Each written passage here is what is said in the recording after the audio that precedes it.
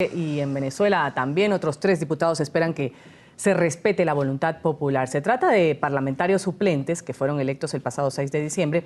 Permanecen tras las rejas en la sede del Servicio Bolivariano de Inteligencia, el SEBIN, pese a que desde su proclamación ellos gozan de inmunidad parlamentaria. Enzo Prieto, Gilberto Sojo y Rosmith Mantilla son 3 de los llamados presos políticos a quienes sus abogados denuncian se les está violando el debido proceso. Enzo Prieto, Gilberto Sojo y Rosmith Mantilla son 3 de los llamados presos políticos a quienes denuncian se le está violando su inmunidad. Debieron, señalan sus abogados, quedar en libertad desde hace un mes cuando obtuvieron apoyo mayoritario en las parlamentarias. Sin embargo, permanecen tras las rejas. Son 3 diputados que tienen inmunidad parlamentaria y que se encuentran indebidamente presos en este momento en los calabozos del SEBIN.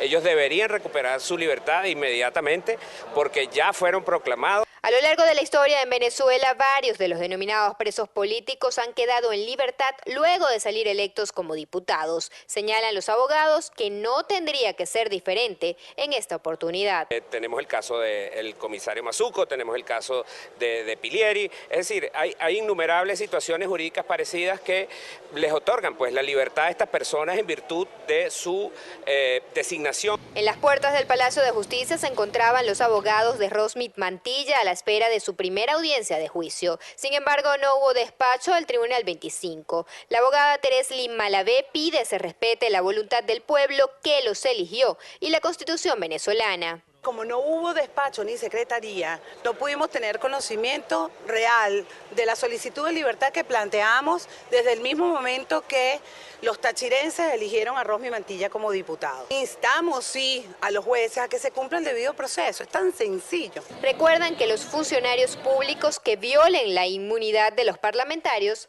podrán ser castigados penalmente. La inmunidad parlamentaria es una garantía que le da la Constitución a estas personas para que puedan ejercer su cargo sin apremio, sin coacción, libremente. Recordemos que Rosmith Mantilla lleva 1 año y 7 meses tras las rejas en el Servicio Bolivariano de Inteligencia en el Helicoide. Se le acusa, entre otras cosas, de asociación para delinquir durante las protestas del mes de febrero del 2014. Desde Caracas, en Venezuela, para NTN 24, Nicole Colster. Sobre el tema vamos a hablar con Raúl Arrieta, doctor en Derecho Constitucional y también en Ciencias Políticas. Además fue agente de Estado para los Derechos Humanos. Gracias por estar con nosotros, doctor Arrieta. Bienvenido a la mañana de NTN 24. Buenos días, muchas gracias por esta invitación y la posibilidad de conversar con ustedes, con Ruth y con Karen. Vamos a hablar del caso particular de estas 3 personas, 3 jóvenes, porque tienen aproximadamente 30 años. Uno ha sido señalado de ser el autor intelectual de incendios a edificios públicos, privados, causar graves daños, también obstrucción de vías públicas y asociación para delinquir. Esto durante las protestas antigubernamentales. Otro, en cambio, de haber formado parte del campamento estudiantil de protesta. ¿Qué debe pasar con estos diputados alternos, suplentes, que fueron elegidos precisamente por el voto popular y que dicen además no estar presos, sino secuestrados? Bueno, mire, la situación es bastante compleja porque el Ejecutivo sistemáticamente, a través de los órganos del poder público que controla, ha insistido en esas posiciones. Ahora bien, al haber sido ellos electos diputados alternos o suplentes, como los llaman la Constitución, desde el momento que ellos se pretendan incorporar a la Asamblea Nacional, ellos gozan de inmunidad. La inmunidad es a los solos efectos de aquellos diputados que se encuentran en el ejercicio de sus funciones. Por ello de aquí que es importante que a esos diputados se les incorpore a la Asamblea Nacional. Esa es la solución que hay. Ahora, señora Arrieta, hay otra duda frente al tema de la inmunidad y es por estos 3 diputados opositores que el Tribunal Supremo de Justicia había ordenado suspender su proclamación y que ayer fueron finalmente proclamados por la mayoría opositora en la Asamblea Nacional. Leemos el artículo 200 de la Constitución Nacional de Venezuela y dice: los diputados y diputadas de la Asamblea Nacional gozarán de inmunidad en el ejercicio de sus funciones desde su proclamación. Lo que quiere decir que estos 3 diputados Así es. Tenían inmunidad. Y además, continúo con este artículo, dice, los funcionarios públicos o funcionarias públicas que violen la inmunidad de los integrantes de la Asamblea Nacional incurrirán en responsabilidad penal y serán castigados de conformidad con la ley. Le pregunto, en este caso, ¿qué es lo que premia? ¿La Constitución Nacional de la República Bolivariana de Venezuela, que dice lo que acabo de leer textualmente, que es muy clara, o lo que dice un Tribunal Supremo de Justicia, que es el máximo tribunal de la nación? ¿Qué pasa acá?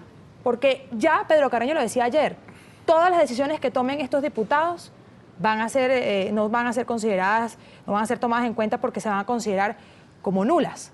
¿Qué pasa acá? Mire, la solución está en la propia Constitución, como usted señala. Por ello es que el tribunal corrió a dictar una medida cautelar para proteger que no se designaran a estas personas. Me explico. Los diputados a la Asamblea Nacional gozan de inmunidad correctamente, como usted lo ha señalado, desde el momento de su proclamación. ¿Quién los proclama? El Consejo Nacional Electoral.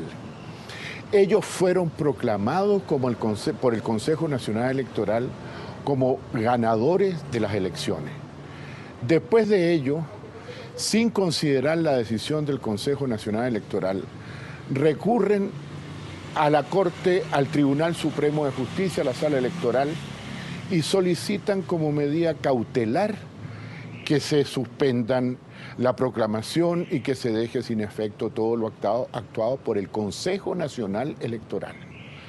Resulta que eso viola nuevamente la Constitución y viola el Código de Procedimiento Civil y viola la propia jurisprudencia vinculante de la Sala Constitucional respecto a los plazos y los periodos en los cuales se deben interpretar las normas del Código de Procedimiento Civil, que es muy sencillo. Durante la vacancia de los tribunales, y te ha señalado expresamente cuáles son las fechas, no pueden los tribunales dar despacho, no pueden sentenciar, no pueden tomar medidas, salvo los amparos constitucionales. Ahora, ¿qué es lo que quiere hacer la Sala Electoral? Un amparo cautelar que va acompañando a una medida de nulidad sobre la cual no podían ni haber admitido, ni mucho menos haber sentenciado, otorgar un amparo cautelar. Es decir, le ordena al Consejo Nacional Electoral que no totalice, que no proclame, que todas las prohibiciones que la ley le permite al Consejo Nacional Electoral hacer. Pero resulta que esa sentencia es inejecutable por dos razones. Una, por aspectos constitucionales procedimentales. El tribunal no estaba capacitado para dictar esa decisión. Y en segundo lugar, porque los hechos que pretende suspender ya se consumaron, ya se efectuaron.